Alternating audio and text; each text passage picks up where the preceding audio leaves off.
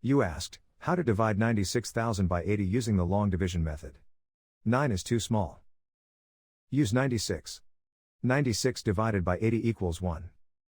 1 times 80 equals 80. 96 minus 80 equals 16. Bring down 0, making 160. 160 divided by 80 equals 2. 2 times 80 equals 160.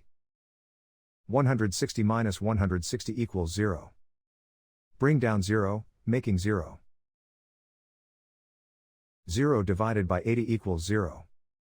0 times 80 equals 0. 0 minus 0 equals 0. Bring down 0, making 0. 0 divided by 80 equals 0. 0 times 80 equals 0. 0 minus 0 equals 0.